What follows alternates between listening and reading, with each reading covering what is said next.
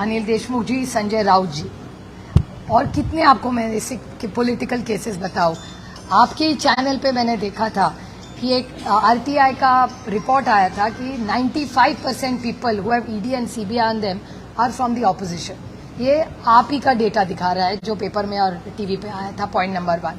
Point number 2, Anil Deshmukh ji, Sanjay Raut ji और नवाब भाई, मैंने बहुत पास से उनकी फैमिलियों को भी देखा है, उनके बच्चे, उनके नाती, जिस तरह से उन्होंने ये दुख झेला है, जो अन्याय उन पे हुआ है, और करने वाला कौन है ये दुनिया जानती है।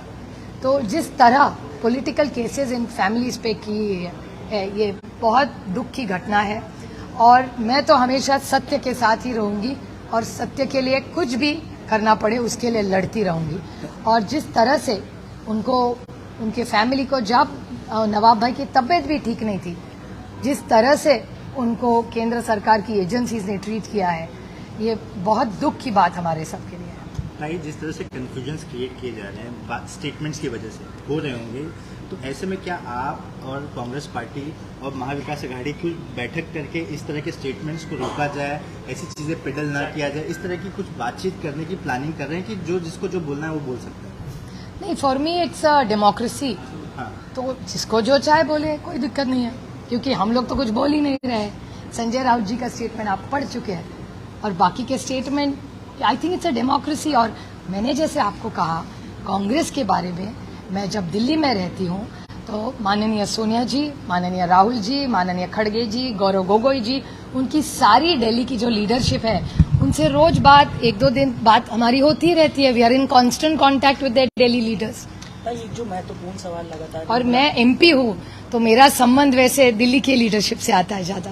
आपकी बात बिल्कुल सही है मैम, लेकिन जिस तरह से लगातार ये मुलाकातों का दौर चल रहा है, इसके बाद महाविकास आघाड़ी की बाकी पार्टियां जो हैं, और खासकर जो राज्य स्तर के जो नेता हैं, उनमें लगातार भ्रम की स्थिति उत्पन्न हो रही है। हर किसी की तरफ से इस तरह के बयान अगर सामने आ रहे हैं, तो क्या आपको नहीं लगता कि इसे साफ करना चाहिए, यहाँ भी मुलाकात होनी चाहिए? अगर हमारे मन में कुछ खोटी नहीं है तो सफाई किस बात की भी। आने वाले दिनों में 31 तारीख को जो है इंडिया यूनाइटेड अपोजिशन की जो है वो बैठक है, मुंबई में बैठक होगी। एजेंडे क्या होंगे? क्या प्राइम मिनिस्टर फेस को लेकर के कोई चर्चा होगी? मेरे ख्याल से इंडिया का फेस इंडिया है। या आपको याद होगा यही सवाल हमको 2004 में पूछा था, और देश के 10 साल मनमोहन सिंह जी एक यशस्वी प्रधानमंत्री रहे।